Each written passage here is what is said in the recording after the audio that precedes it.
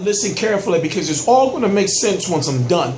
Now, when you look at most recently Saul Canelo Alvarez, then sprinkle a little Alfredo Angulo in there, Carlos Molina, Venice Martirosyan, and Paul Williams. Now, when it comes to Paul Williams, Carlos Molina, Venice Martirosyan, and Saul Canelo Alvarez, those were 4 fights where he's got 2 losses and 2 draws. Why? Because he did not do enough. Erislandy Lara is Cuban schooled out. Now, we're going to talk about that. He's got 19 wins, 2 losses, 2 draws, 12 by knockout. He is the WBA regular world champion, meaning he's got the WBA belt that's under Floyd's belt. So long story short, Erislandy Lara is good, but he never does enough. He doesn't do enough in the judge's eyes to get a clear-cut decision. Now, I know there's always controversy in when it comes to his bouts, but then you have to sprinkle in that Alfredo Angulo, where Alfredo Angulo finally caught up to him with the pressure, and it looked like Lara was almost done until Lara, the quote-unquote, broke his face. So, if you don't know, I'm TstreeT Controversy. This is TstreeT Controversy Live, and I do boxing videos live and uncut. I cover every single major fight live. Erislandy Lara is going to be taking on Ishe Smith on a Mayweather Promotions card in December. I forgot what the date was, but I'll post it below and post it above. Now, of course, nothing's official yet, but that's what we're hearing. And also, it was rumored that he was going to fight Ishe Smith early this year anyway. Ishe Smith, believe it or not, is pretty long in the tooth, 36 years old. So I forgot how many knockouts he got. If I'm correct, he's got 12 himself with 26 wins. Now, his most notable win is over Carlos Molina. Excuse me, Kenan Bundridge. And then Kenan Bundridge now got that belt back from, Carlos Molina. So long story short, like I said at the beginning of the video, he's going to get Cuban school. Lara's going to come and he's going to box his ass off, but hopefully this is going to be a time when Lara does a little bit extra. With that jab, straight, jab, jab, straight, jab, uppercut, straight, uppercut, jab, straight, uppercut, jab. What I'm saying is, it's like when you go to the Cuban school, the highly accredited and acclaimed dirty ass Cuban school of boxing, where they fighting with old ass gloves with shoestrings tied around them as tape, where they fighting in knees.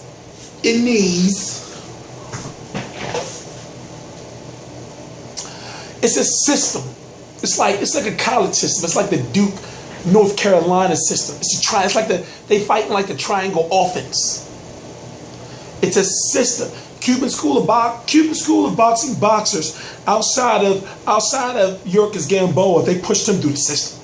They did something illegal. He kept failing all the classes. Except something like art.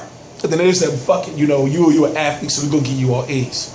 Because he's different. He's outside of Cuban school. He gets a little wild. Even though he can box, he gets all wild and crazy. That's not Cuban school. Cuban school is, as I used the analogy before, you're putting in a shift. As soon as you go in the ring, you're clocking in your car, you're going in there to do your job and nothing extra. And then if they ask you, you want to stay for 15 more minutes, you look at them and you go to HR just to be mad. You're like, yo, they tried to get me to work all these extra hours. He asked me if I want to work 15 minutes. I can't have that happening. I got to be home to get my kid. It's a shift. So don't expect for them to do extra. But see, here's what I want to see from Lara. Lara's in a situation.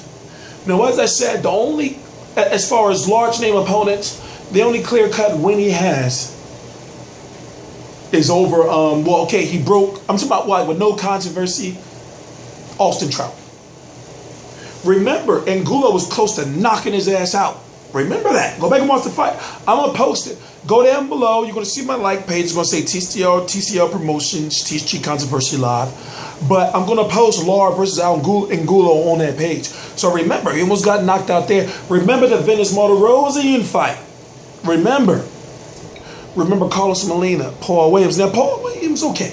I can see where you can say, okay, he should have. Well, I can see Carlos Millon, you can say, okay, he should have won. But what I'm saying is that even if you look at those fights, those were close defeats or draws. It wasn't a situation where it's like, yo, they Paul Smithy or they Manny Pacquiao, Timothy Bradley with like Bradley, and like it was just completely, totally out of control, like Shane Mosley, De La Hoya too, some shit like that. But listen, I look at it like this. Lara's got a lot to prove. Where does he go? Is he going to get his rematch with Saul Canelo Alvarez? Yes, he will, but not no time soon. Oscar De La Hoya made that clear. They said, like, listen, you got your chance. He didn't have to fight you. We didn't want him to fight you. But he fought you and he beat you up. Why? Because if I'm correct, Canelo only landed 9 jabs. But Canelo landed something like 82 body shots. But here's the thing. Lara landed like 55 jabs. And majority of his punches was jabs. So if you don't know, there's power punches and there's jabs. Anything that's not a jab is considered a power punch. So power punches usually, majority of the time, cause more damage than jabs.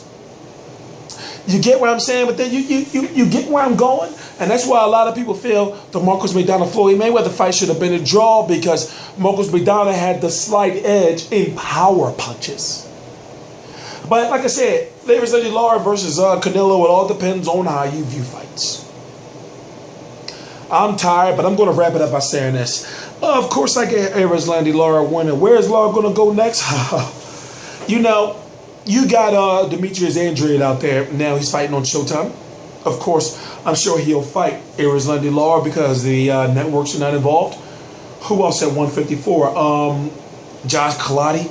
He's actually the #1 contender for the WBO 154-pound title. He beat Anthony Mundine for that. Who else at 154? I can't really think of no names right now. Now, of course, people are going to say, I would love to see Canelo fight Miguel Cotto. Miguel Cotto ain't doing that shit.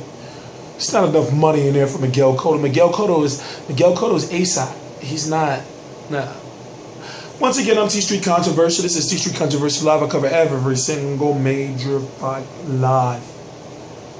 Uncut. 2:15 Eastern Standard Time, October the 23rd. TstreeT Controversy. TstreeT Controversy Live.